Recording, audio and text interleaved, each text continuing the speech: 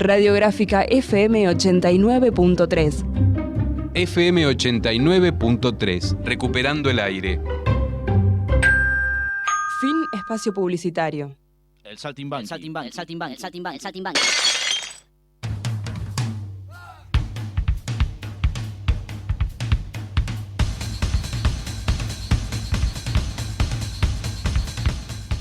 ...21:04, 19 grados 6... ...bajó un toque, hace un rato hacía 21... Pero está espectacular. Está para una vida. Sí.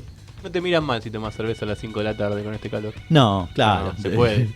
Pasa uno más desapercibido. Sí. Bueno, estamos al aire con Emiliano Musi. Él es sociólogo, becario del CONICET y militante de la agrupación Razón y Revolución.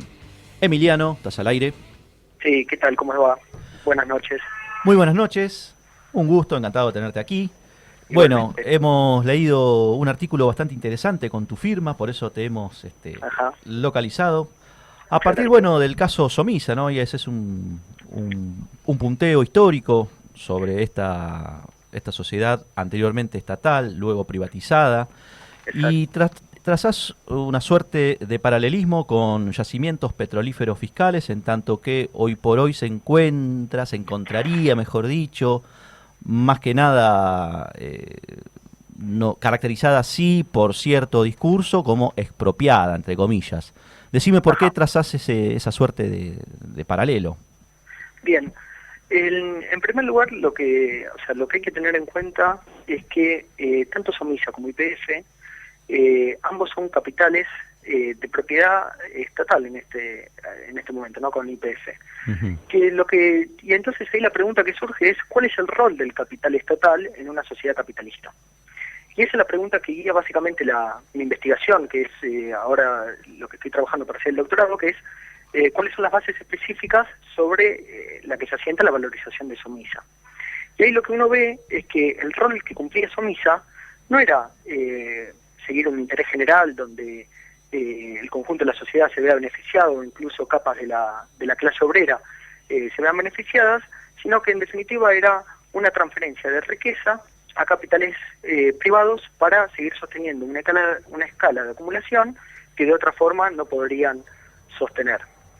En ese sentido, si uno lo piensa para YPF, lo que tenemos ante YPF, y esto nosotros desde la organización Razón y Revolución venimos sosteniendo a partir de diferentes publicaciones, es que la renta petrolera que se apropia a YPF, en el marco de ser una empresa de capital estatal, permite la distribución de esa renta al conjunto de los capitales que compran que insumen parte de ese petróleo. Pero perdóname.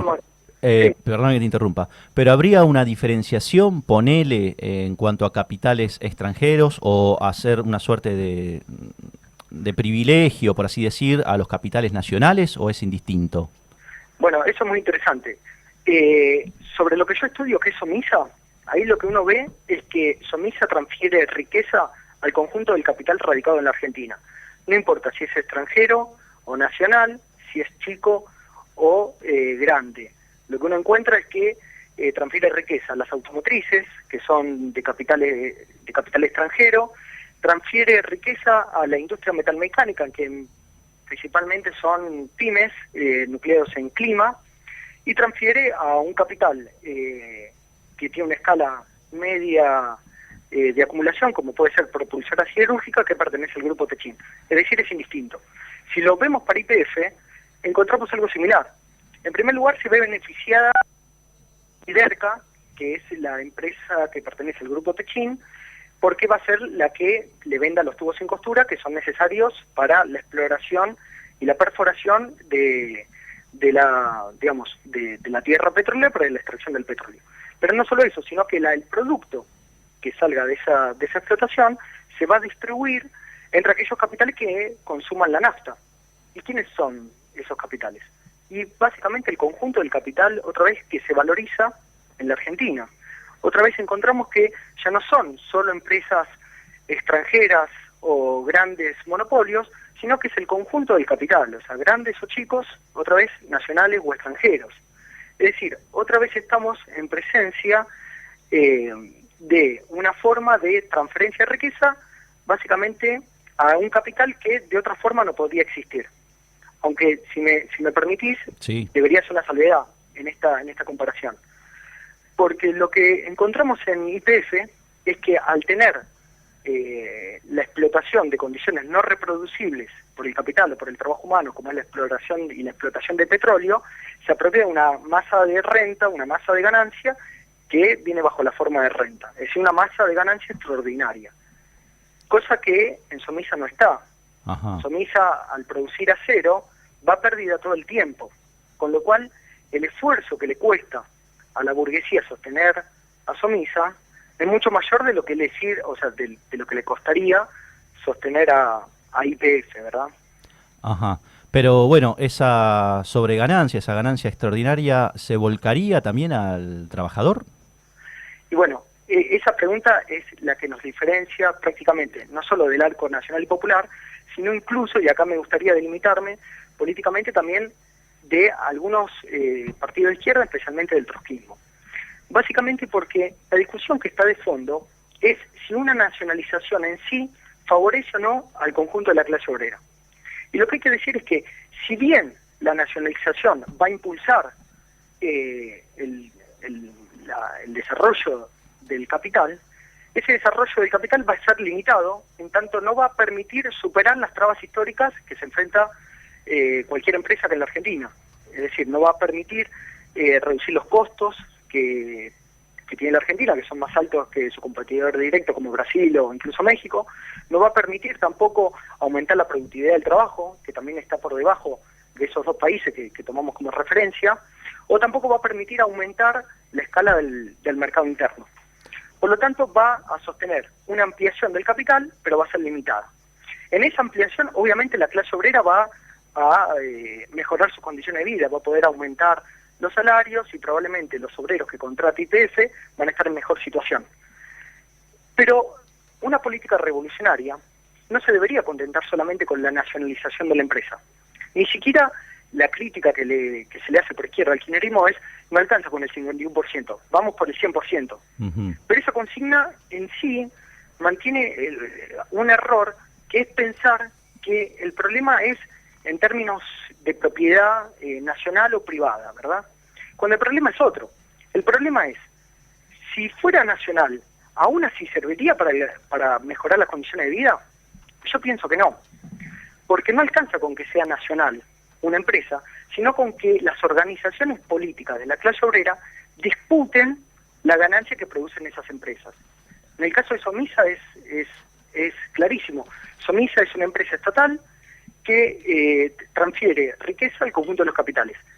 La política revolucionaria ahí es la riqueza que se transfiere a los capitales, que se discuten paritarias, para que las organizaciones políticas de la clase obrera definan cuál va a ser su destino.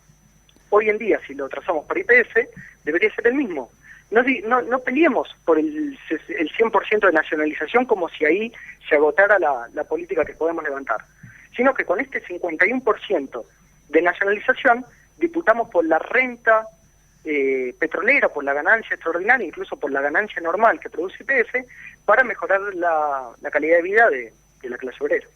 Bien, y siguiendo tu razonamiento, y por lo que tengo entendido, Somisa fue 100% nacional, en tanto empresa estatal, y de un momento a otro se privatizó, y ahí perdieron todos.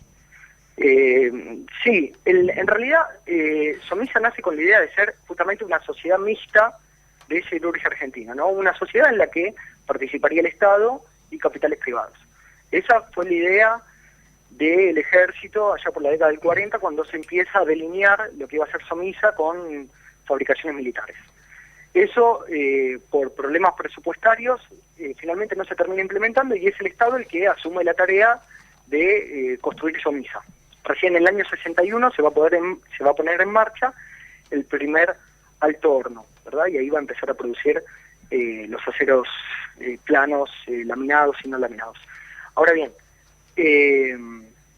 Somisa vendía por encima, o sea, vendía el precio por encima del mercado mundial, pero aún así a la burguesía le servía porque vendía a precios que no eran rentables para Somisa, por eso Somisa siempre iba a pérdida. Entonces el capital que compraba la chapa se beneficiaba porque estaba pagando un insumo menos de lo que en realidad debería costar. ¿Bien?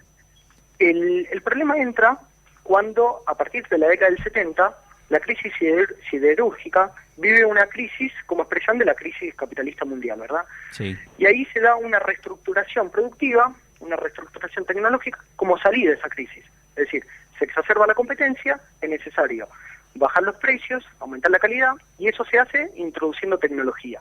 La tecnología básicamente lo que se introduce es, se cambia la forma de producir con un alto horno por hornos eléctricos. Para ponerlo bien claro, un alto horno sería como calentar una pava de 1 litro en gas, digamos, que tarda, no sé, 5 minutos, mientras que calentar 1 litro de agua en una pava eléctrica tarda 30 segundos.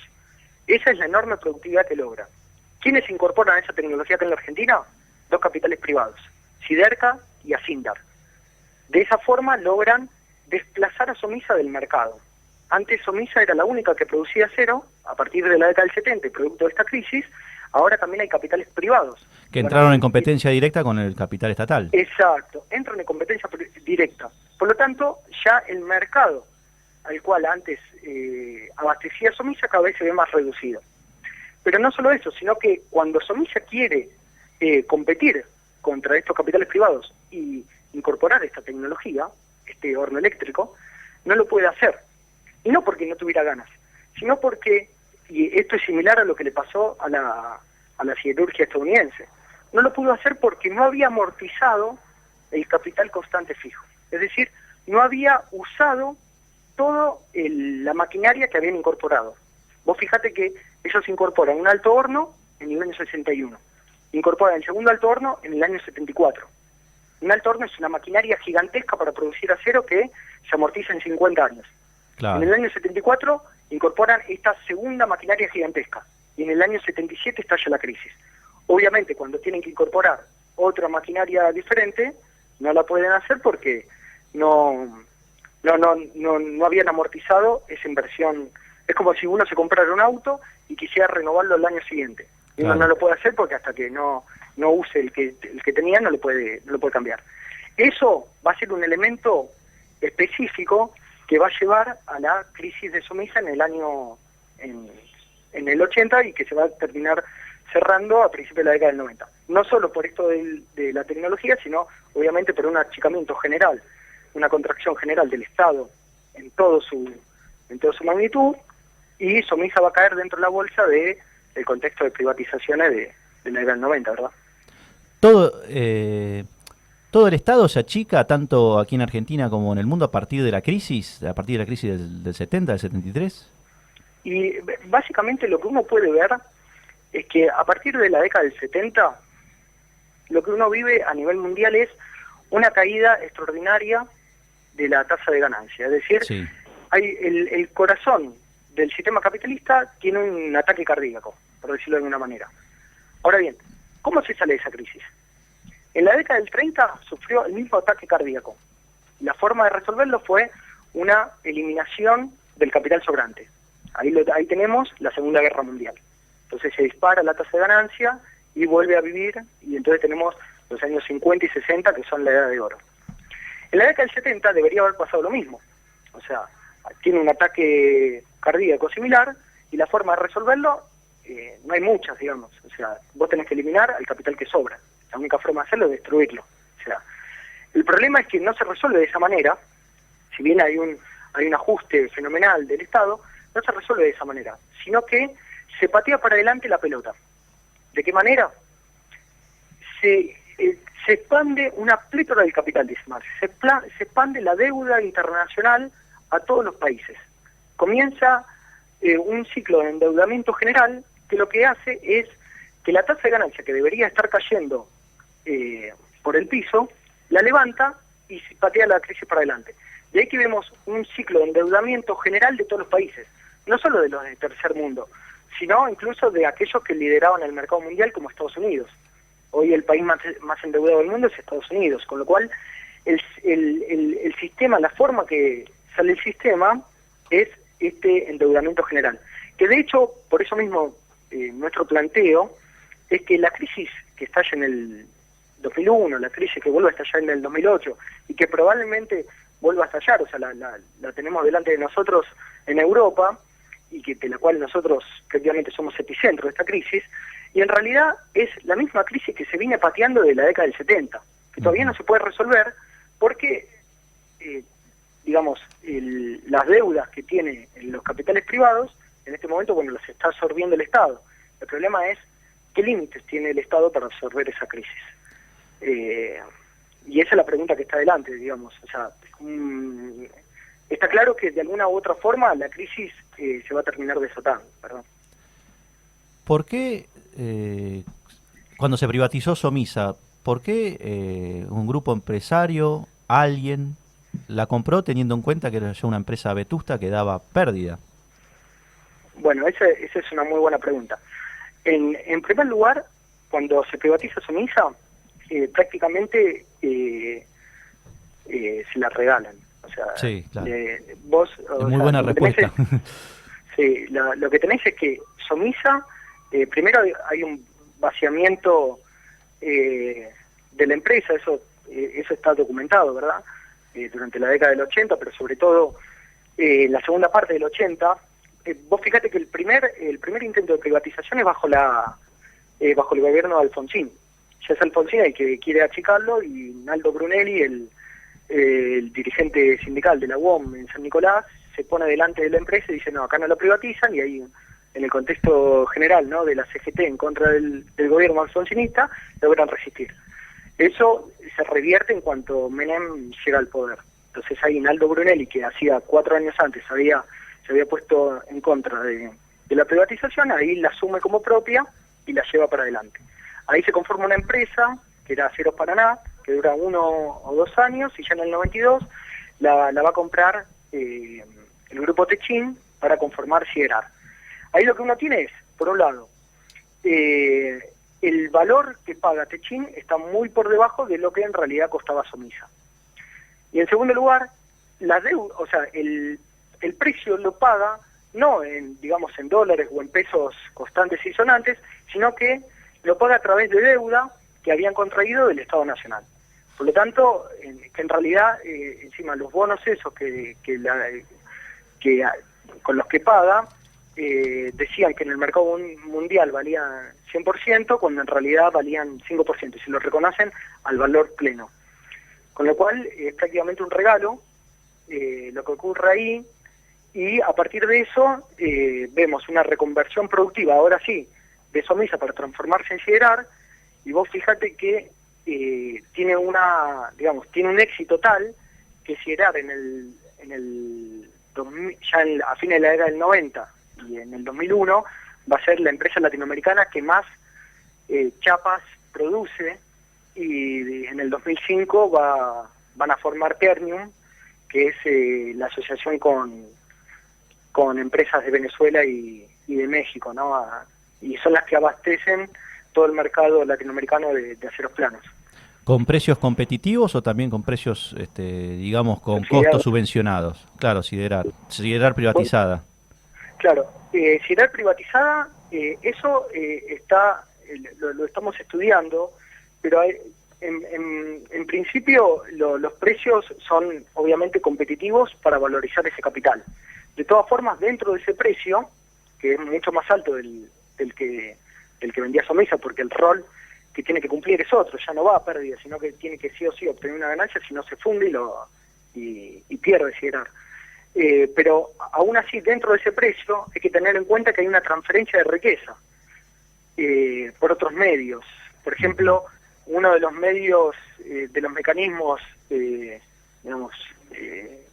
es el paradigma durante la década del 90, es la sobrevaluación del peso. La sobrevaluación del peso es un poder de compra en el mercado mundial muy por encima del que en realidad uno tiene. Y ese poder de compra viene de una ganancia extraordinaria que recibe la Argentina bajo la forma de renta agraria, ¿verdad? Con lo cual, uno siempre en el precio en la Argentina tiene que tener en cuenta esas transferencias. Nunca es puramente competitivo. De hecho, esto se reproduce a escala nacional. cualquier capital que acumula acá en la Argentina no llega ni por asomo a ser competitivo en el mercado mundial. Salvo algunas pocas excepciones, en general el capital que acumula acá es un capital obsoleto que no llega ni a la productividad del trabajo media, ni tiene costos laborales suficientes para hacerlo, y mucho menos un mercado con una escala suficiente como para poder valorizarse normalmente. Por lo tanto, siempre se tiene que valorizar por debajo de la tasa general de ganancia, y para poder existir necesita siempre mayor riqueza para transferirle. Es como que necesita un respirador artificial. Si uno le saca ese respirador artificial, como por ejemplo en el 2001, todo el sistema entra en crisis. A partir del 2003 lo que uno ve es que ese respirador artificial funciona, y funciona muy bien. El problema es hasta cuándo funciona bien ese respirador, ¿no? Tal cual. Emiliano Musi, ha sido un gusto, muy amable de haber compartido el espacio con nosotros. Igualmente. Y bueno, cualquier cosa, aquí a disposición este humilde espacio.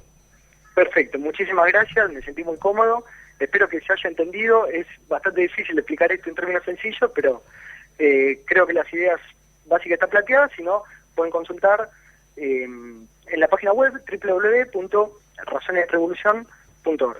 Perfecto, Gracias, perfecto. No, por favor, el gusto es nuestro. Chau, chau. Dale, chau. Bueno, Emiliano Musi, sociólogo, becario del CONICET y militante, como dijo, de la agrupación Razón y Revolución.